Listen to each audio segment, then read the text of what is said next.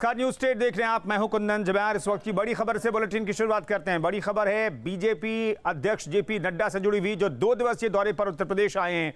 UP दौरे के पहले दिन जेपी नड्डा लखनऊ पहुंचे। ये 3 तस्वीरें आपको दिखा रहे हैं। नड्डा के लखनऊ दौरे से जुड़ी हुई ये 3 तस्वीरें हैं। लखनऊ एयरपोर्ट पर सीएम योगी, बीजेपी प्रदेश अध्यक्ष स्वतंत्र देव सिंह, दोनों डिप्टी सीएम, कैबिनेट मंत्री समेत बीजेपी नेताओं ने जोरदार स्वागत किया। वहीं लखनऊ पहुंचने के बाद नड्डा ने इंदिरा गांधी प्रतिष्ठान में ब्लॉक प्रमुख, जिला पंचायत अध्यक्ष सम्मेलन का शुभारंभ किया और साथ ही सभी क्षेत्र के अध्यक्षों के साथ संवाद किया।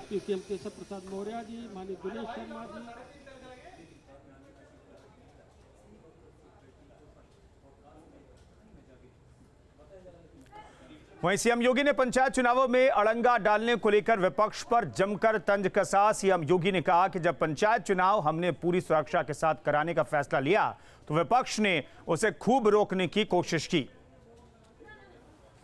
इसमें जब समुद्र मंथन होता है तो उससे कुछ अमृत भी निकलता है और उसके फलस्वरूप आपका चयन हुआ है 75 जिला पंचायत अध्यक्षों का, जिसमें 67 भारतीय जनता पार्टी ने जीते।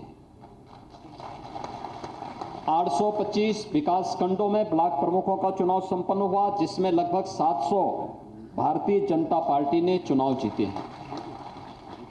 चुनाव कैसे संपन्न? बहुत शांतिपूर्ण तरीके से और बहुत सारी जगह निर्विरोध चुनाव हुए। और मैंने तो कुछ जगह यह भी देखा कि विपक्ष चुनाव के दृश्य जब आ रहा था तो पब्लिक भारतीय जनता पार्टी के प्रत्याशी के पक्ष में खड़ा होकर के पब्लिक चिल्लाने लग गई थी कि नहीं नहीं नहीं, भारतीय जनता पार्टी का ब्लॉक प्रमुख बनना चाहिए क्योंकि हमें विकास कराना है। जिला पंचायत अध्यक्ष भारतीय जनता पार्टी का बनना चाहिए क्योंकि हमें विकास कराना है। और जिन लोगों ने लूट खसोट का एक नया प्रदेश के अंदर जरिया बनाया था, ऐसे लोगों को किसी भी स्थिति में नहीं आने देना चाहिए।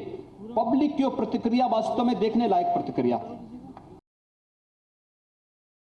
मतदान की तिथि नजदीक आ रही थी तो द्वितीय लहर चरम पर पहुंच गई।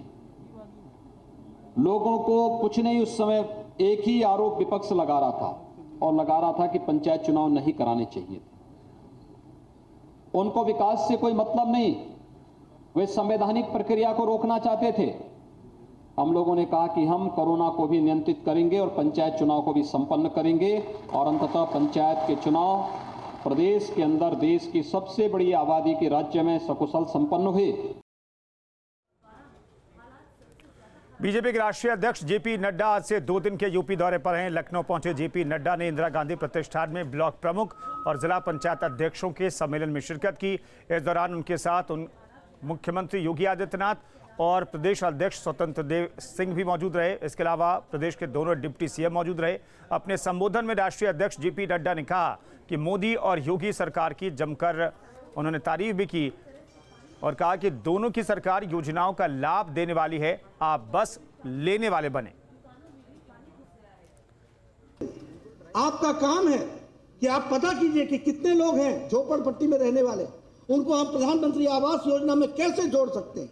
ये हमारा काम है। आज ये सरकार है देने वाली, मोदी और योगी की सरकार है। हम लेने वाले बने और लोगों तक पहुंचाने वाले बने, ये हमारी जिम्मेवारी बनती है जिसको हमको पूरा करना है। देखो, याद रखना, आपको जनता ने चुन के भेजा है। आप जनता के नेता नहीं हैं, आप जनता के विश्वास के कस्टोडियन हैं। उसको विश्वास को संभाल के रखना, ये आपकी जिम्मेवारी है। इसको हमको समझना चाहिए और उसकी विश्वास को हम कैसे संभाल कर रख सकें, इसकी हमको चिंता करनी चाहिए।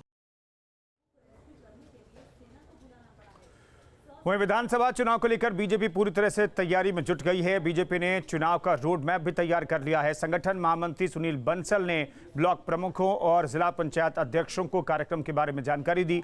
बीजेपी आने वाले दिनों में 9 अगस्त यानी क्रांति दिवस से 15 अगस्त स्वतंत्रता दिवस तक हर ब्लॉक लेवल पर महापुरुषों की प्रतिमाओं की साफ सफाई का अभियान भी चलाएगी।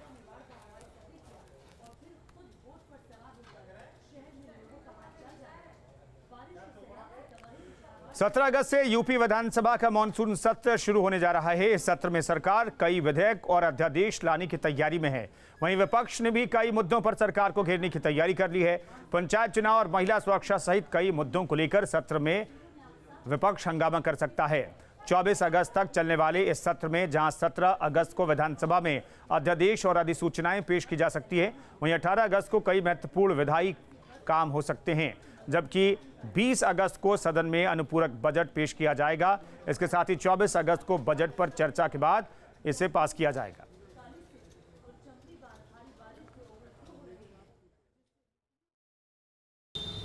सत्रह अगस्त से यूपी विधानसभा का मानसून सत्र शुरू होने जा रहा है। 17 से लेकर 24 अगस्त तक चलने वाले सत्र के दौरान 20 अगस्त को योगी सरकार अपना अनुपूरक बजट पेश करने वाली है। गौरतलब है कि इस बार बजट सत्र के दौरान योगी सरकार ने यूपी के इतिहास का सबसे बड़ा बजट पेश किया था, लेकिन चूंकि अगले साल चुनाव होना है और उससे पहले सरकार एक बार फिर से अनुपूरक बजट पेश करने वाली है। माना जा रहा है कि कुछ ऐसी योजनाएं हैं जिन योजनाओं को और ज़्यादा गति देने के लिए सरकार इस अनुपूरक बजट को लाने जा रही है।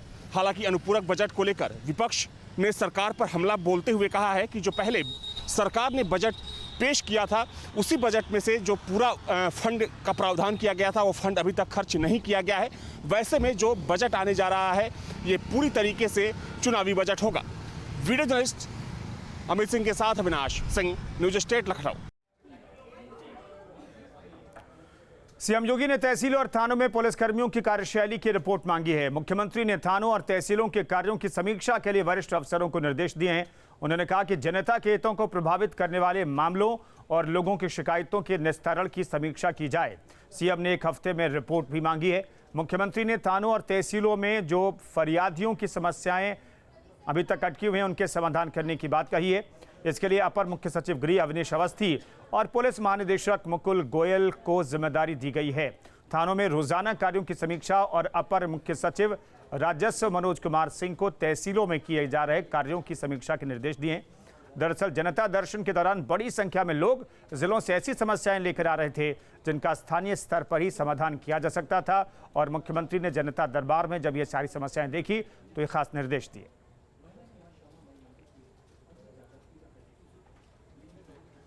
समाजवादी पार्टी के संभल से विधायक नवाब इकबाल महमूद का एक वीडियो वायरल हो रहा है। पार्टी समर्थकों के बीच विधायक नवाब महमूद इकबाल वोटों के ध्रुवीकरण को लेकर चर्चा करते नजर आ रहे हैं। क्या कुछ कहा उन्होंने, सुनिए। हम तो है 20% परेशान हैं, मगर वो लोग जो किसान भाई स्कूल कॉलेज बंद, कोरोना की मार हुई, उसमें क्या हुआ, दवाइयाँ नहीं, अस्पताल में जगह नहीं, ऑक्सीजन नहीं, इनकी दवाएं जो यहाँ बना रहे थे इन्होंने यहाँ से पहले बाहर भेज दी।